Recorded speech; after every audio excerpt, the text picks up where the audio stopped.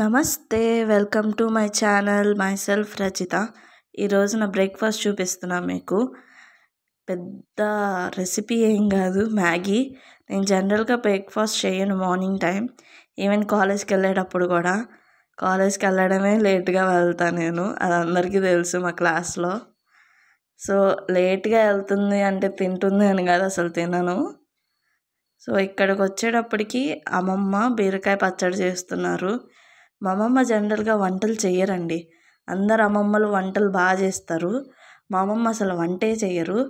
కానీ కొన్ని డిషెస్ తను అమేజింగ్గా చేస్తుంది. ఇట్లాంటి పచ్చళ్ళు కానివ్వండి, కాకరకాయ అయితే అసలు చెప్పక్కర్లేదు, చాలా బాగా చేస్తుంది. కుదిరితే కాకరకాయ పచ్చడి రెసిపీ కూడా షూట్ చేస్తాను. ఇక్కడ చూస్తున్నారా, ఏంటో గెస్ చేయండి అసలు. వీటి ఫుల్ రెసిపీ కూడా ఒక వీడియో పెడతాను. అండ్ ఇక్కడికి వచ్చేటప్పటికి స్నాక్స్ వచ్చాయి నాకు పొద్దున్నే.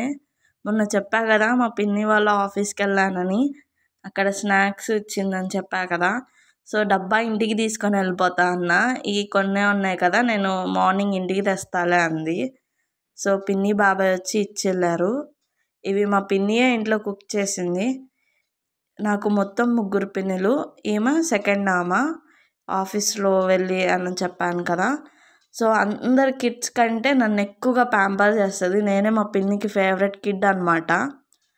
సో ఇవి చల్ల చక్రాలంట, సూపర్ ఉంటాయి. అండ్ బియ్యపు పిండితో చేస్తుంది, బియ్యపు పిండి పెరుగు. ఇవైతే నాకు చాలా ఇష్టం, చాలా బాగుంటాయి కూడా. సో తేంగానే మా మమ్మీ కూడా కొన్ని తీసేసుకుంది, కొన్ని ఎక్కువే తెచ్చింది, ఆల్రెడీ తినేసాము.